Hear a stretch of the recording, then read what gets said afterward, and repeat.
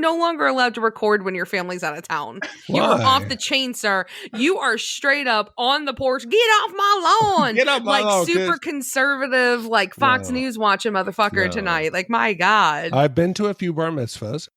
Remember when we first met John McClane? Argyle picked him up from the plane and took him down the Nakatomi Tower after Christmas party. And the terrorists were overzealous, but it was sweet when they killed Ellis. And with a little help from Allan, John McClane kicked ass. Welcome back to Shat The Movies, the podcast where we answer the question, were the movies we loved when we were growing up really that good? Have you ever caught yourself thinking, why don't they make movies like they used to? Can you still remember spending your Friday night searching for the perfect movie rental at Blockbuster Video? Do you know what Blockbuster Video is? If you answered yes, and this is the podcast for you, I'm one of your hosts, Gene Lyons, and alongside me are my co-hosts, Lady Ash Farshnicket of Bagel. Hi, y'all. And Big D, Dick Ebert. Good evening. Each week, we take a look back in time to decide if our favorite films still hold up. The movies we cover are chosen by you, the listeners, who generously commission the films you love. If you'd like to see all the movies we have covered, will cover, or want to choose one for yourself, please visit shatthemovies.com and have a look. At the end of each podcast, we will provide you, the audience, with the number of wipes each movie would take to get off your respective butts. So thank you so much for listening. If you haven't already, hit that subscribe button and share with a friend. That's how we help the podcast grow. Additionally, subscribe to our sister podcast, Shat on TV, where we review TV series such as Westworld, Taboo, American Gods, Lovecraft Country, Game of Thrones, True Detective, and Watchmen.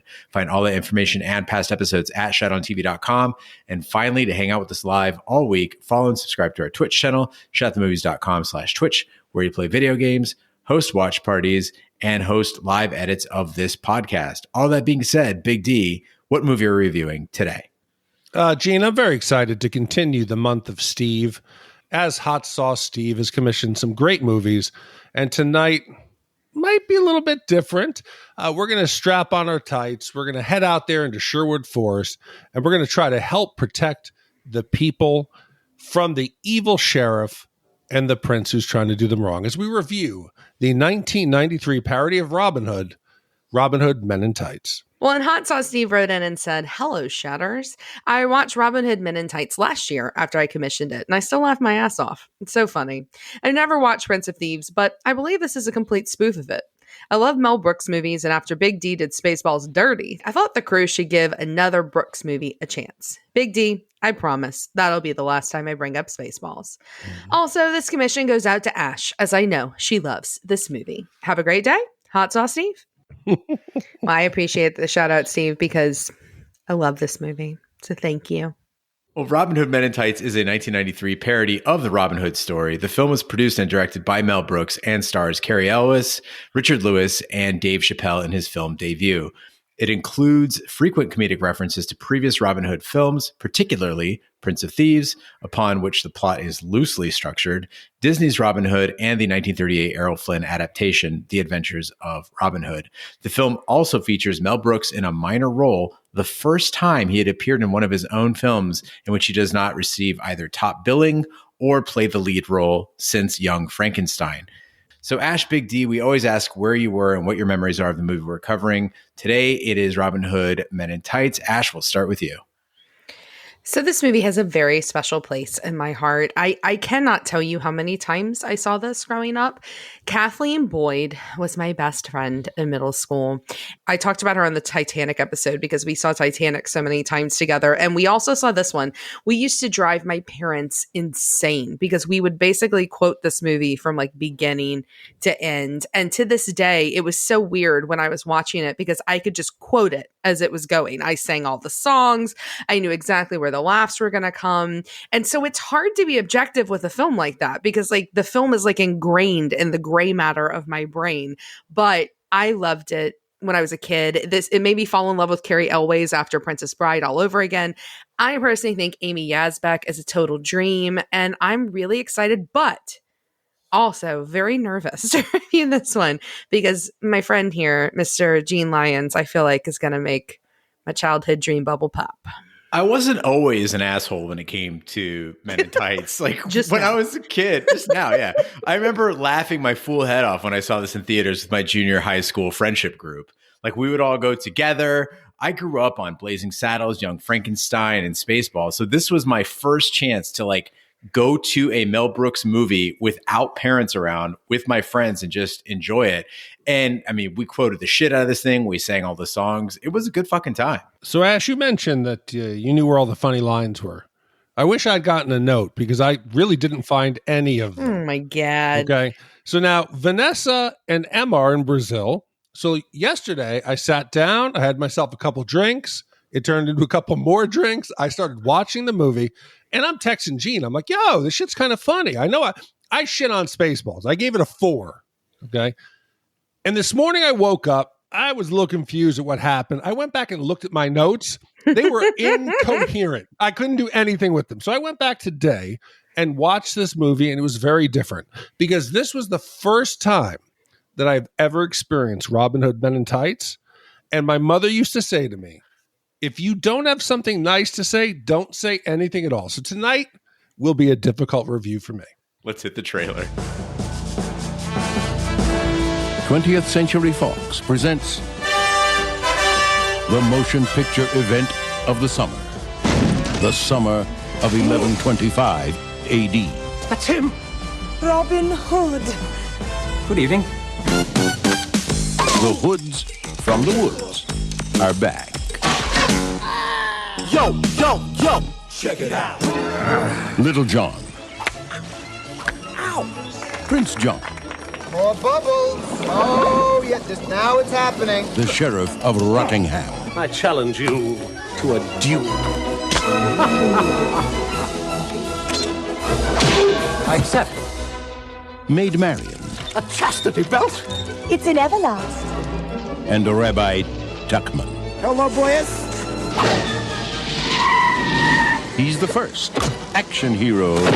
And white men can't jump. And the last word in comedy. And why should the people listen to you? Because, unlike some other Robin Hoods, I can speak with an English accent. Robin Hood, Men in Tights, a Mel Brooks film. Yes! The legend had it coming.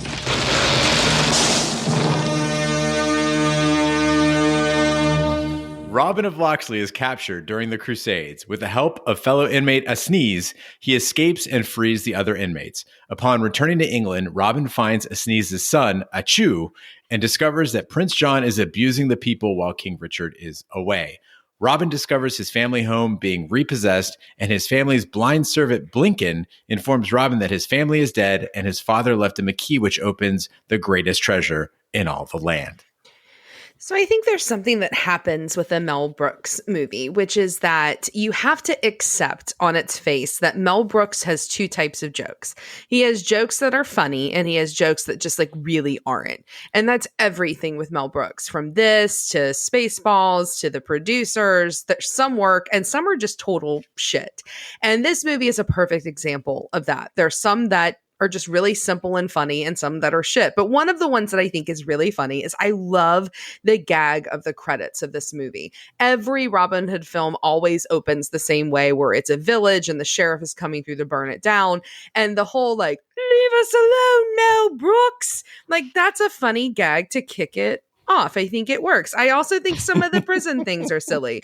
And when the jokes land, they're really hilarious in a way that Naked Gun isn't. And I still lose it when that poor little jailer comes back and he looks and he says, well, I'm in deep shit. Like, when I was a kid, I thought that line was so funny. And maybe it's not, but maybe I remember being 12 and thinking that was funny. But at this point, when I'm watching the movie, I'm relieved that at least I'm still laughing and not groaning the first 15 minutes in. During the opening credits, my hopes were high because the production quality looked better than Prince of Thieves. I was like, oh shit, this looks good. We got some like flaming arrows. This is pretty badass. But then it just falls apart with some of the worst jokes I've ever seen. They're so painful to watch. The opening scenes feature a maitre d' at the dungeon. Like, somebody in the writing room is like, I got it. So they go to the dungeon and there's a maitre d'. Get it? There's literal camel jockeys. There's a fucking 2-minute lip sync. There's a fucking rap break. I felt like I was going to see my friend's girlfriend, who's like an aspiring comedian, just bomb on stage. I felt pity for this movie. So, Ash, I hope you're prepared. Die on that mountain alone. Climb up there, fucking get a good position, dig in, and I'm fucking feeling it. fire down fucking hell on us. I hope you stand your ground because Mel Brooks, his jokes are tired and predictable. I thought I was angry at Roger when I did Spaceballs. I'm just angry at Mel Brooks. His jokes are terrible. Who are they aimed at? He does this thing where he like speeds up the films, like and the camera pans to a character doing something funny. Oh, what are they doing? It's Blinkin. He's got the sword on the post and he's hacking away. They do it again. The soldiers, they all fall like dominoes. The shit's not funny. Did they think people would joke when they do the joke like, give me your ears, and they throw them at him? I'm like, every joke is telegraphed and tired. Yeah, I mean, again, you're naming the ones that don't work. I think I made very clear, like 50% of them work. Those were kind of silly, but come on, you didn't laugh when the clear Morgan Freeman stand and is like, on the count of geek. Like, you have to giggle a little, right? No. A little? I was excited that it was Isaac Hayes. I was like, that's cool. Yeah, that was cool. And that's the thing is like the cast is good. I mean, you got Cary Elwes, who's an absolute fucking babe. He's so handsome. He's so lithe. He's so charming. And he is perfect for the role of Robin, a nobleman turned heroic rogue. But there's only one problem. We've seen him do this in The Princess Bride, and Wesley was so much better. So I couldn't help it. I spent the whole movie making comparisons, and what movie can compete with The Princess Bride? Totally agree. And The Princess Bride, you got to remember, he is like a slug. Wesley is like, he can't move around for more than half the movie. So here we get Robin. He's amazing. He embodies Robin Hood. He gives it instant credibility. He is swashbuckling. He's oozing charisma. His fighting choreography and his swordplay, it's above average. So this is my favorite Robin Hood other than Errol Flynn. Thank you so much, Big D, for making another one of my salient points tonight, which is that one of the things that this movie does really well is that it's a parody, right? That's the way that Spaceballs succeeds, is because it's a great parody. And this is too, because one of the best things I think about this movie, the best parts of it is when it's truly just a parody of Robin Hood, Prince of Thieves, one of the most ridiculous movies to ever be made. It took itself so fucking seriously. And so when they're panning that movie, it works. I agree with you when they get to the ear shit, maybe not. But Cary Elwes, he's a hottie. He looks good in those tights. Oh, he looks fantastic. He's got the hair. He's got the smile. He's great. But this movie reeks of desperate. It's trying so hard. We get it. Cary Elwes, yes, Princess Bride, that was Wesley. Okay, we don't need constant callbacks to The Princess Bride. When I start getting lines like, well, we need a great feat of strength, or when the witch latrine is like making a potion, she's like, basically, it'll make him dead. He can't do the smallest of tasks. I get it. Yes, we love The Princess Bride, but don't try to make us transfer our love for that film into this. Okay. Let's leave Cary Elwes aside. Another like really famous person in this is a super young, like disturbingly young Dave Chappelle. And I think that one thing that gives this movie a little bit more comedy credibility is Dave Chappelle. I have always loved Chappelle, and I think young Chappelle is the best. His like ad-libbed lines, which were ad-libbed, like, I hope somebody's getting a video of this when he's getting beat up. Like those are really funny. I think that he works when he's allowed to be himself. Now, it doesn't work when he's not allowed to be himself, but it does work when he is. And I think it's a really fun switch on this whole plot from the Costner one where Freeman is a Moor and everybody's like, ooh, afraid of him. I think that, Chappelle works in this. Nobody else could play a role like that other than Chappelle. Young Chappelle. But this movie doesn't deserve Dave Chappelle. Like, They misuse him so much. In one scene, he gives little John, like, the shame gesture with his fingers. He's like, ugh, and then he kind of giggles along with the other merry men. It is a criminal use of a comedic genius. Much like Cary Elwes, it got me to thinking of, like, I want all these scenes in this movie rewritten by Dave Chappelle, who could actually make it funny. I totally agree. Gene, I'm going to rip your cape off your fucking back. Zoom, zoom, zoom, zoom, boom, boom, boom, boom, as I become the social justice warrior. I can't believe I am doing this. But finally, they fucking reduce Achu to this unfunny stereotype. This movie is beneath Dave Chappelle. Chappelle's a genius. Okay, they make him this like ridiculous 90 joke. He's got to say the, white men can't jump line or the Adidas pump sneakers. I own those and they're a piece of shit. Or the line, what part of Georgia you from? South Central? But the final insult that I could see slowly inside that Chappelle was dying was when they made him do that impersonation of Malcolm X. When he says, we did not land on Sherwood Forest. Sherwood Forest landed on us. That was fucking cringe and so sad. The hat. They made him have a different hat from all the other merry men. He had a backward, like, ball cap style hat because black. It was fucking bad. But Ash, earlier you mentioned just sacrilegiously The Naked Gun. That worked because Leslie Nielsen, he plays the ultimate straight man. So Cary Elwes never, ever, not once plays Robin Hood straight.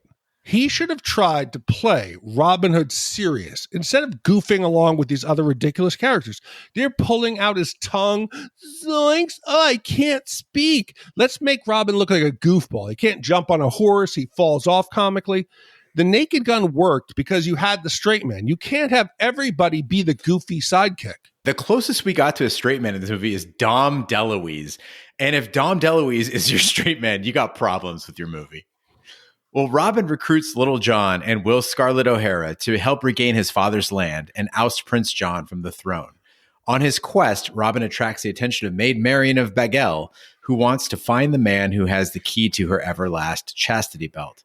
They are also joined by Rabbi Tuckman, who shares with them his sacramental wine and bargain circumcisions. So I mentioned that Amy Yasbeck is a dream, and we get to her in this part of the movie. And we also get to some of the musical numbers. And I love what they do with Maid Marian's character in this, where you got the introduction of her. She's got that red hair, the shell behind her. Like, she looks like a little mermaid. She talks to birds. And the song, y'all, this song that she sings about, when will he, hear him call Marian, Marian, like all that. Like, I can't tell you the amount of times I was 10 to 11 years old when I was singing it. And then she gets up and she's hot. She looks good in this movie. And they pan down and she's got that ridiculous chastity belt on. It's still a really funny sight gag. I still laugh out loud every time. And I think Amy Yasbeck, I can't believe she wasn't in more stuff because she's absolutely hilarious in this movie. Yeah, last week you told me John Ritter was married to Amy Yasbeck, and I had no idea who she was.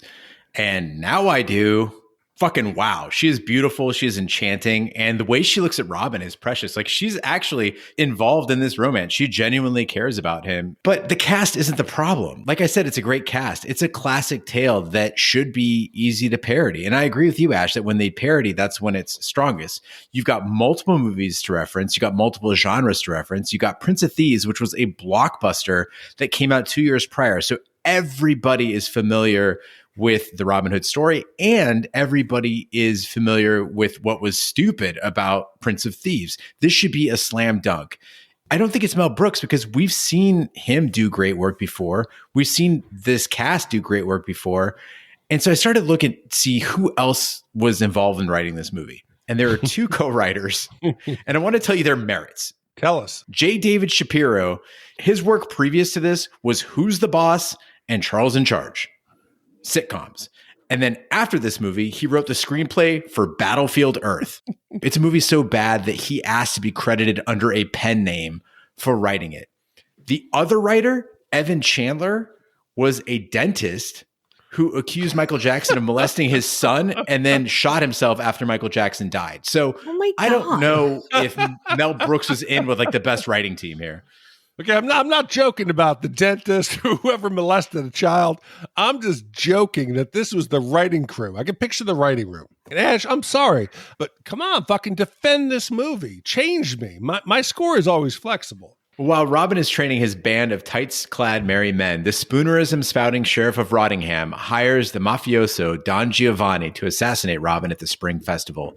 They plan to hold an archery tournament to attract Robin, and Maid Marian hears of the plot and sneaks out of her castle to warn Robin, accompanied by her German lady-in-waiting, Broomhilda. So I will take bad jokes.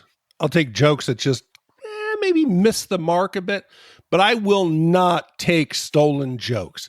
That shit, when I can spot them right away, I'm a fucking podcast co-host. if I can spot a joke that we've seen before, guess what? Somebody else in Hollywood should have spotted this. This movie steals jokes that we have already seen and delivers them previously in a much funnier way. Latrine, okay? She's sitting there. She's praying to God. Oh, give me the one thing I want. And the sheriff comes launching through the window on his catapult and it lands. Oh, thank you, God. That is fucking Animal House. When they do the whole hijinks about the float and the girl launches through the window and the boy is reading the Playboy and he says, thank you, God. Ooh, I've seen that before. They're stealing jokes. Then Johnny Dangerously. We've done that movie. Blinkin, he falls off the tower. He's up on guard duty, hits the ground. I can see. He slams into the tree. All of a sudden, he's like, I'm blind again. I'm like, what? That was Johnny Dangerously with the little newspaper vendor. Well, now I feel dumb because I didn't catch any of that. I don't hold that against a movie. I don't either. I think like that's what like parody comedy is a lot. I mean, Naked Gun. You think all of the gags in Naked Gun were like original gags? Of course they weren't. I think that sometimes they're paying, homage to other comedies, and I didn't catch any of that either. I had certainly never seen Johnny Dangerously at this point in my life. I didn't see that until it was commissioned for Shat The Movies. And I don't think I'd seen Animal House, but like, I mean, come on. I don't think it's stealing jokes as much as it is like paying homage to people who came before him. It's funny. Now, Ash, I'm prepared to extend an olive branch. Thank you. We said it in Cannonball Run, and I'll say it again. Dom DeLuise is an underappreciated gem of a comedic actor. One of the things I love about doing this podcast is discovering actors who like I saw around as a kid but didn't really understand. I didn't know what they were famous for or why they were funny. Dom DeLuise is the personification of that. His impersonation of a 16th century Don Corleone, it's hilarious. And it's not just him. It's like that whole mafioso crew. He's got his like lackeys, Dirty Ezio and Filthy Luca. And they're the two funniest characters in the entire movie. Like when Dom DeLuise takes the cotton balls out of his Marlon Brando mouth and Filthy Luca's like, I will take these cotton balls from you with my hand. Now I'm laughing. Yeah, with my hand. Yes, and totally. This was one of the ones that shifted from earlier drunk viewing, like really drunk viewing, that I was hating this scene. I loved it upon quasi-drunk viewing the second time. That Dirty Ezio, that's a Dirty Harry knockoff, and it was funny. It was like, you know what? Like originally, I really hated Richard Lewis. I despised his performance. But watching it later, he was the only one who owned it. He seemed to be himself. He had fun. He went out there, and Dom DeLuise as well. They didn't give a fuck. I'm sorry, based off of your previous point, you don't consider this stealing, that they referred to a character that already existed in another movie? No, that's not copying a joke. Yeah, remember that time Don Corleone pulled cotton balls out of his mouth? It was, what was it? Lemon peels. No, but I mean, Richard Lewis, I think is great in this. The gag where they move his mole around, that's kind of funny still. No. I think it's pretty funny. And I happen to love Richard Lewis. I love him on a Curb. I mean, he's fantastic on Curb Your Enthusiasm. But we get to another amazing song in this part. And I know I shit a lot on a movie like Dirty Work. And what a movie like that lacks are amazing songs that are dumb and parody even dumber movies. And I know that everybody talks about this movie and the Men in Tights song, but my personal favorite one from Robin Hood Men in Tights is The Night is Young and You're So Beautiful. And there's some expected jokes, but it doesn't mean that just because they're expected that they aren't still funny. Her screaming at him singing is ridiculous, but Amy Yasbeck is so funny when like she yells back at him. The lyrics, I know the dick gag is expected, but it's still perfect. It's still funny.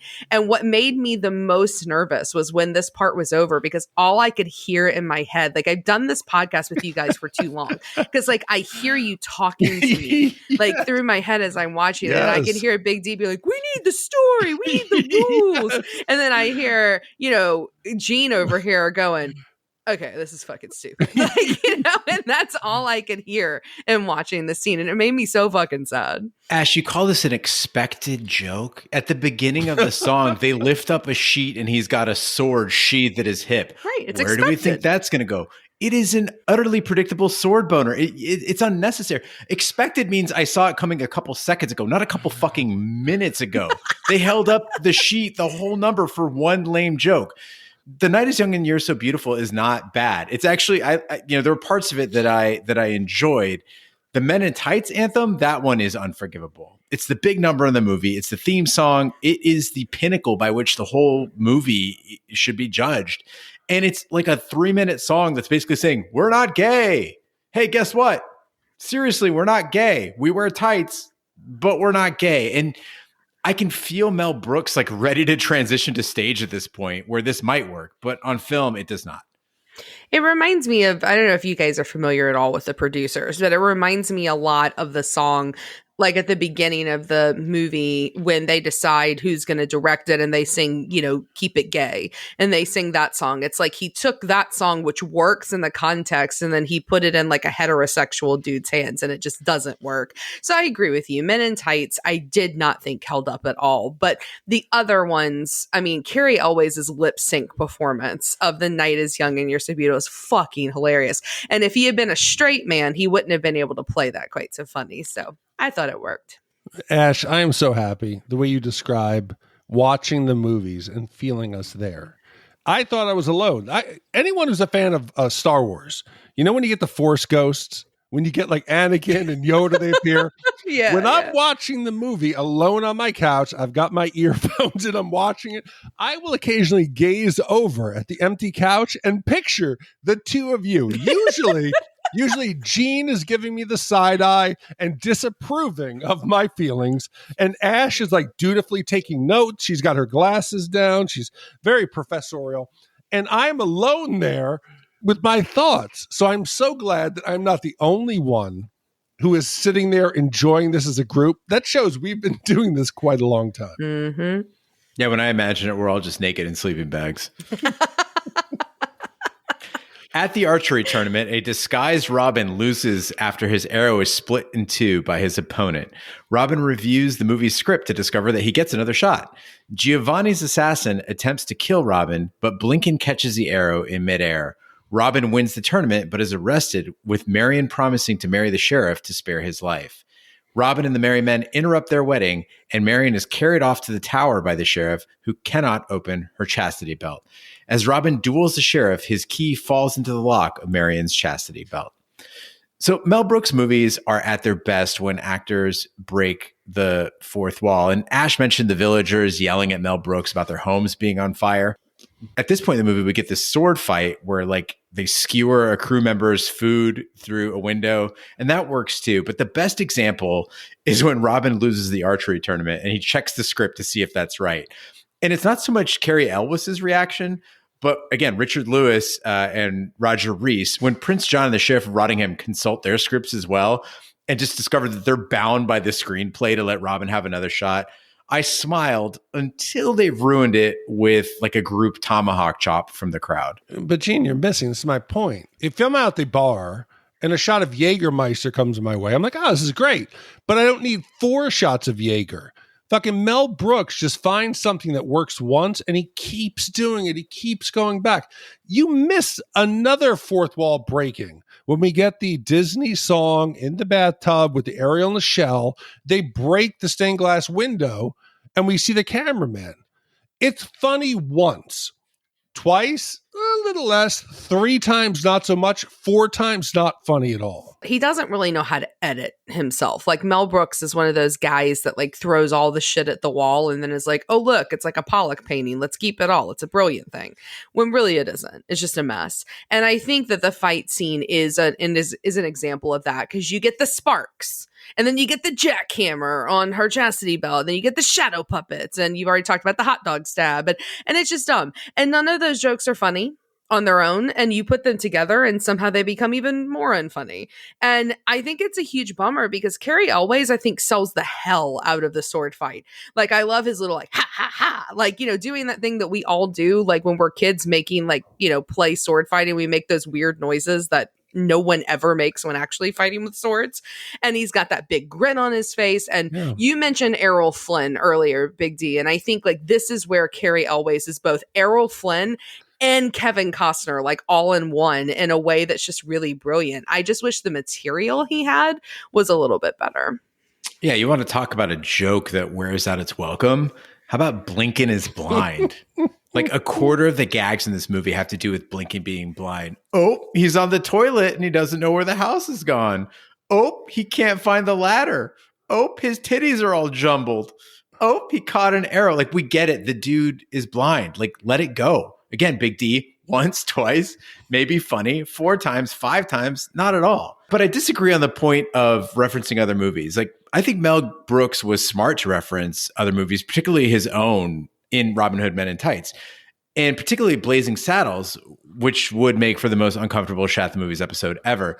I literally sat up and clapped when I noticed that the hangman in Men in Tights was the same hangman from Blazing Saddles. And Robert Ridgely is his name. He is so good in this role. Fun fact, he went on to play the Colonel in Boogie Nights. He's amazing. He's a great actor. He was in Beverly Hills Cop. He was in Philadelphia. But you saddle him, pun intended, with the worst joke in the whole movie. No noose is good news. That's so good. No, it's not. No. Is it really? I thought it was actually really But funny. it's the way he says it. No news is good news. Yeah. No, I thought he was like, Mel, don't call me again when you want a favor. I'm not going to work for scale. I'm not going to show up here and just shill for you. It was sad. Well, Robin mortally wounds the sheriff, but the witch latrine magically saves Rottingham's life in exchange for marriage. At Robin and Marian's wedding, King Richard returns from the Crusades and orders Prince John to be taken away to the Tower of London. Achu is made the new sheriff of Rottingham, and that night, Robin and Maid Marian attempt to open the chastity belt, only to discover that even with the key, the lock won't open. So no matter how bad a Mel Brooks movie is, the guy knows how to throw a wedding scene. Like Spaceballs' wedding scene was great. And the 2 Men in Tights weddings, they're not bad. Like in the Sheriff's Interrupted wedding, we get Dick Van Patten as the abbot. And that guy just yelling, "Hey, abbot!" Jeez, I hate that guy. It makes me laugh every time. And in Robin and Marian's wedding, we get Patrick Stewart delivering his lines in pure received pronunciation, despite the fact Richard I would never talk that way. And then he makes out with the bride. Like, at least they finished the movie strong with this scene. So I know I've been the angry guy of this podcast, and maybe it's because I had to watch this movie twice, but we get that announcement, the king has arrived. And I'm like, please, you can save this movie if we get Sean Connery reprising his role as King Richard, the Lionheart from Prince of Thieves. I'm like, please, God, I've only asked for a few things. Give me Sean Connery. And coming out is Patrick Stewart. That was the only acceptable substitute. But as a good podcast co-host, I went and did some research, and they reached out to Sean Connery, and they wanted him to do this. He said, my asking price is $1 million. I will then donate that to a Scottish charity. But unfortunately, they could not make the schedules work. If Sean Connery had walked out, this is 2 wipes less for me as a movie. But fuck, Patrick Stewart, that was a great substitute. I know they're just thinking right now, fuck, we just spent that $1 million and gotten Sean Connery. Big D would give this movie 2 fewer wipes. Yeah, it would have been good. But anybody who is a fan of Dave Chappelle or early Dave Chappelle show on the Comedy Channel, you will remember one of his most memorable characters. So in this movie, we get Achu, and Achu is appointed the new sheriff of Rottingham, and Blinkins, who's blind again, Gene. He's blind, right? He's a blind guy. Oh. Blinkin says, he's black?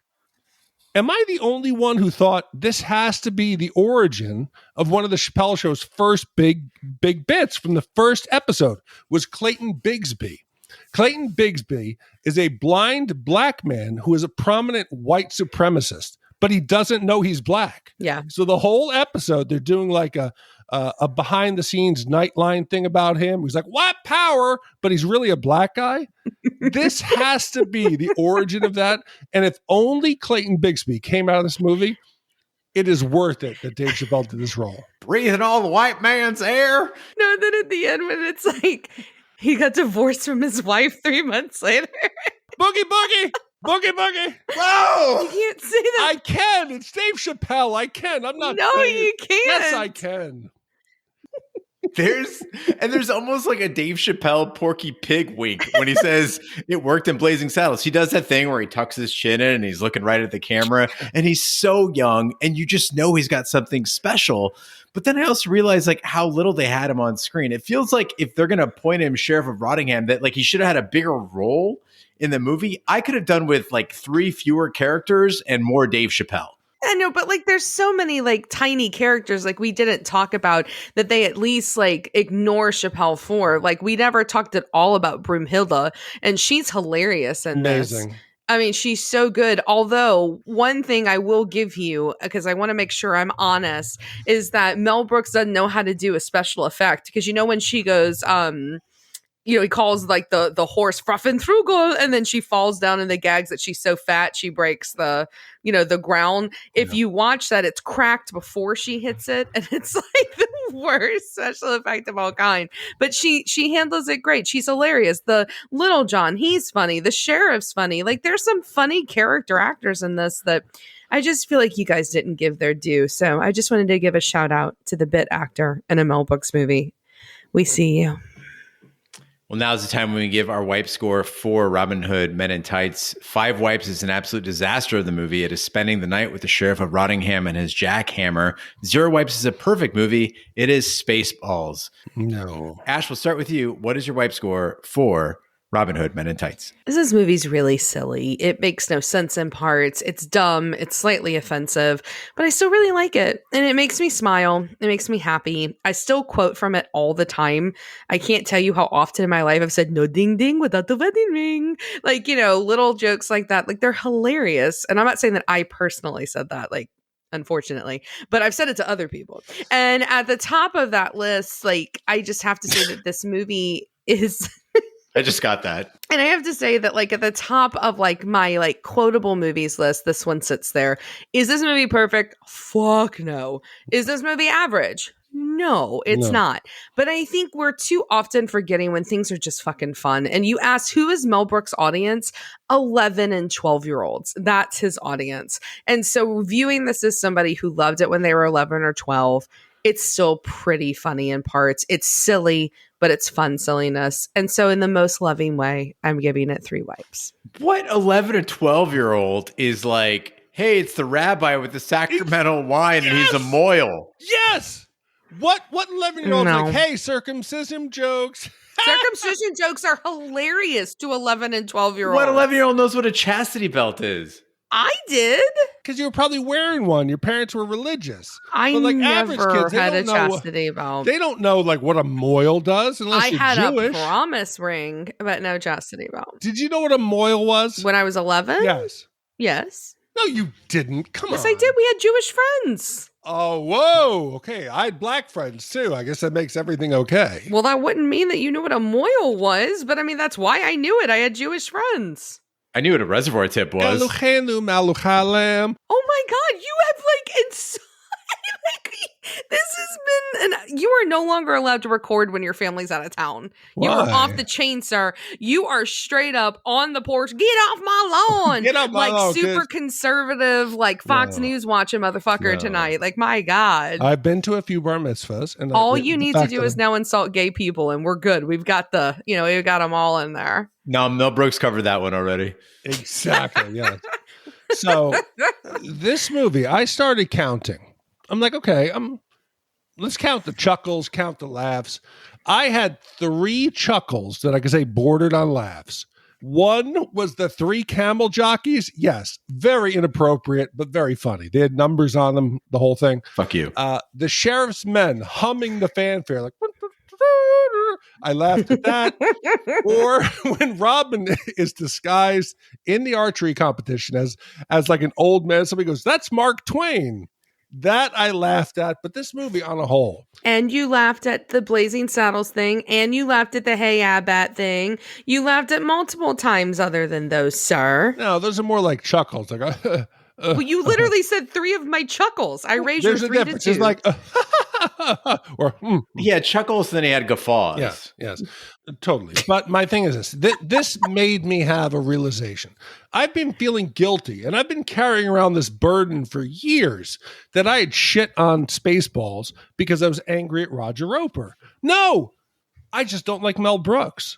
So this movie has been like a therapy session for me. I realized it was not Roger. I can let it go. It was Mel Brooks. He's unfunny. He steals jokes. And it's not funny. This is a 4 white movie. How dare you, sir? I went back and watched sections of Spaceballs just to make sure that there wasn't some weird fluke in my brain where I just stopped liking Mel Brooks. Every scene with Darth Helmet it's fucking gold. It's fucking gold. When he enters the ship and he's got the little, I mean, he's just so tiny. He's got his little Darth Helmet tie and he points the Schwartz at the guy and the guy goes, no, not that. He's, yes, that. Mm-hmm. No. But anyway, this movie made me feel sad.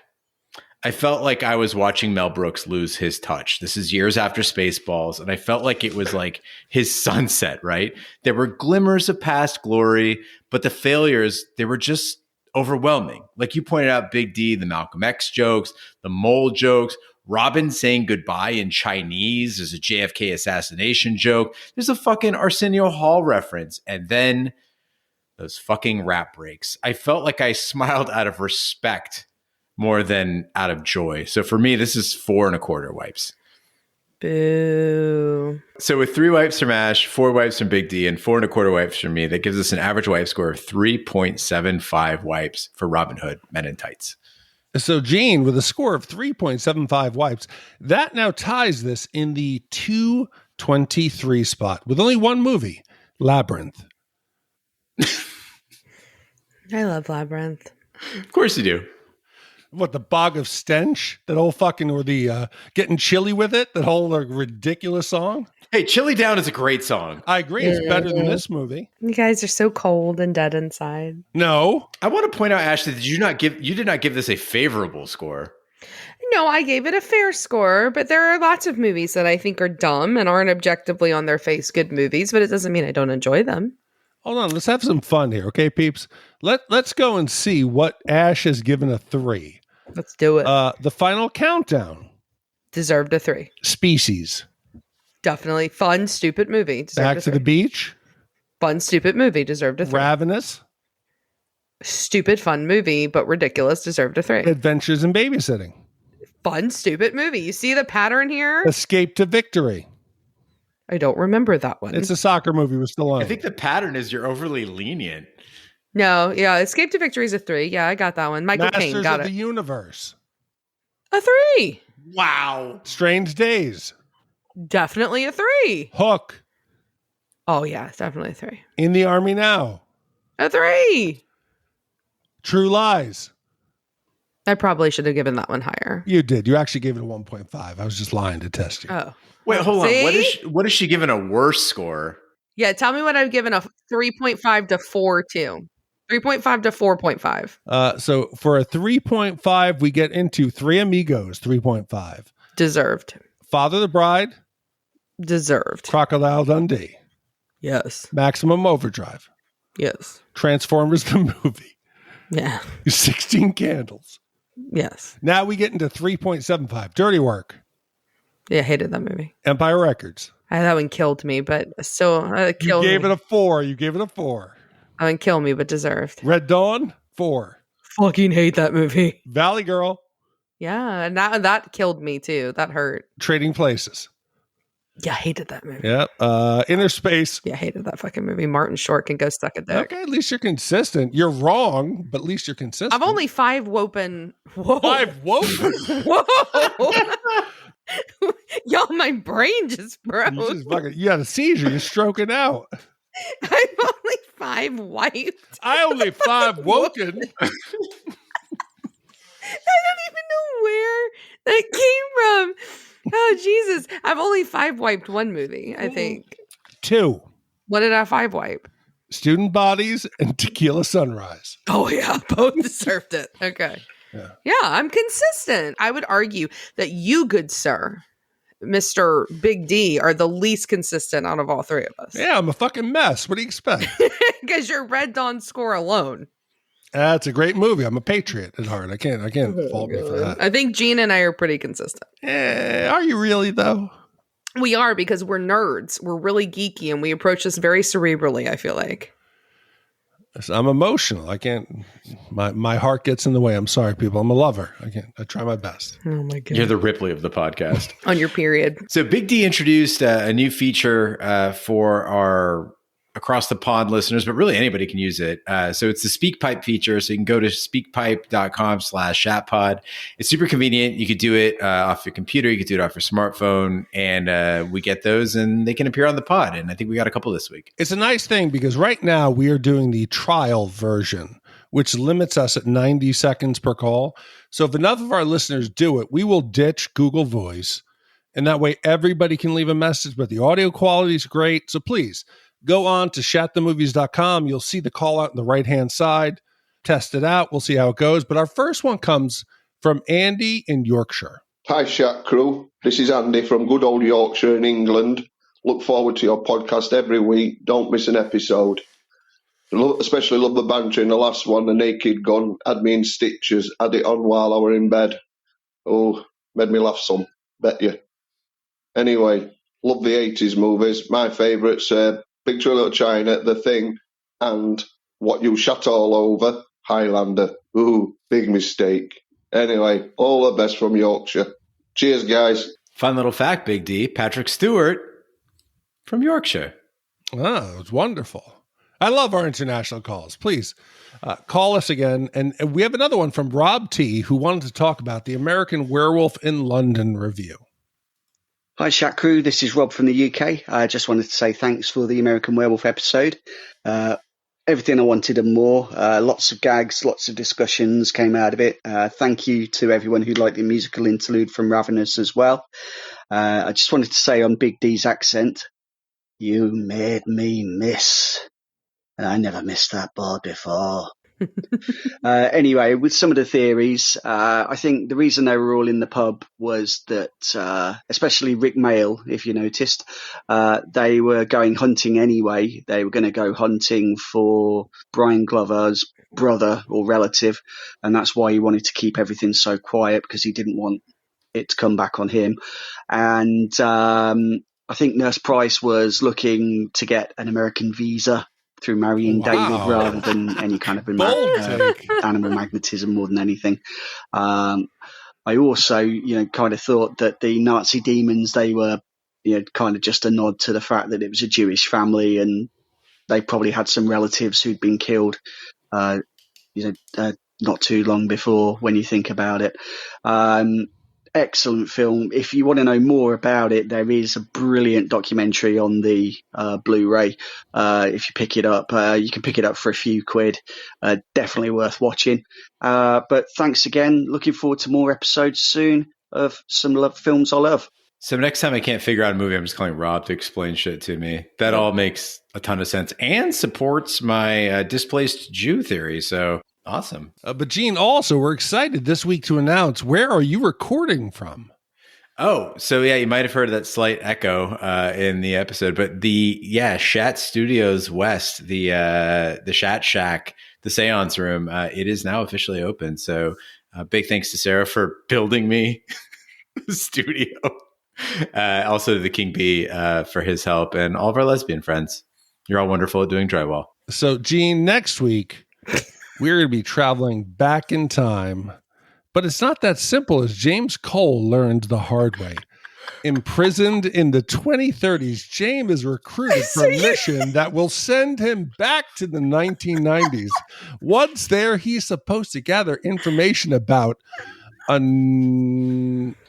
he's supposed to gather information about a plague that's about to exterminate the vast majority of the world's population.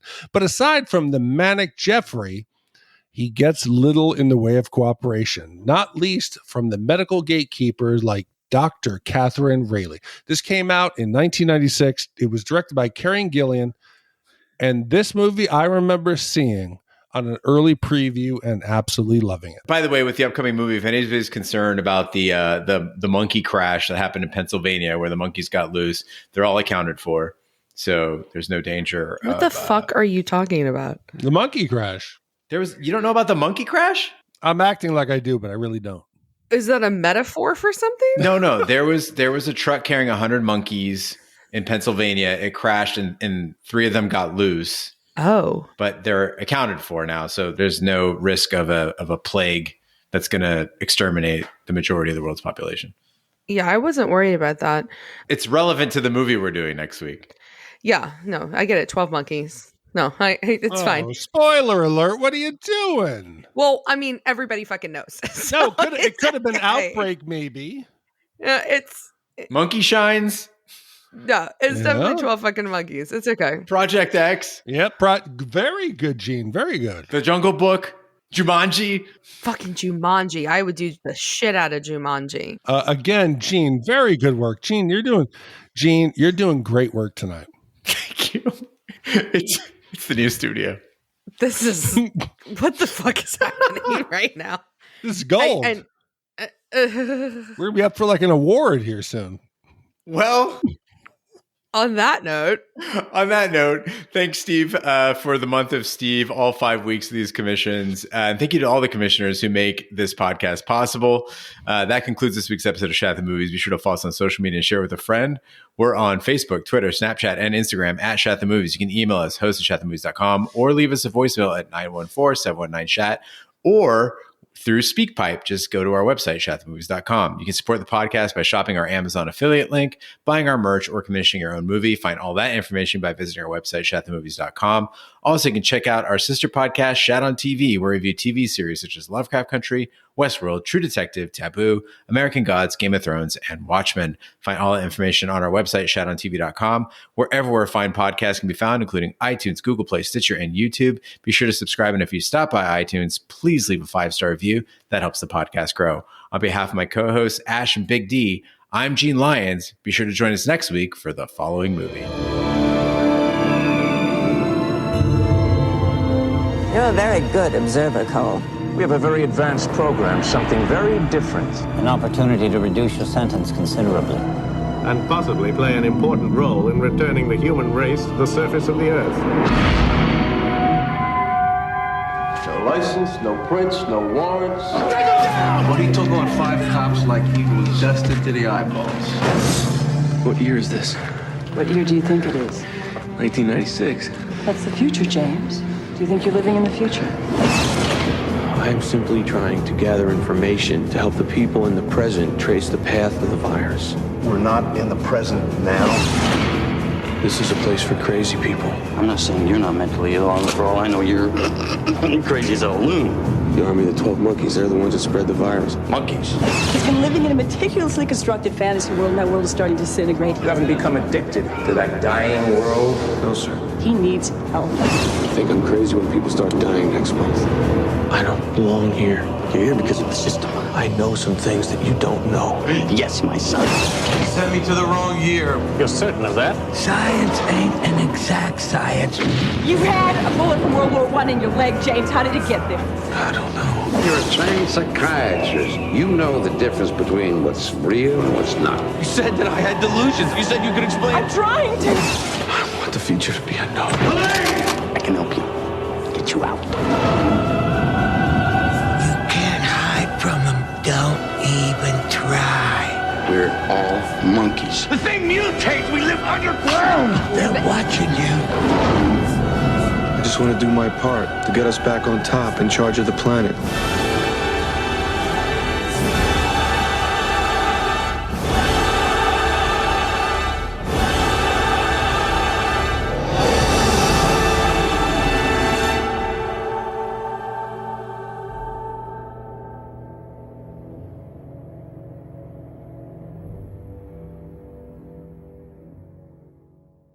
Did you just take a pee break during the recording? Yes, I had to. I feel better. Whew.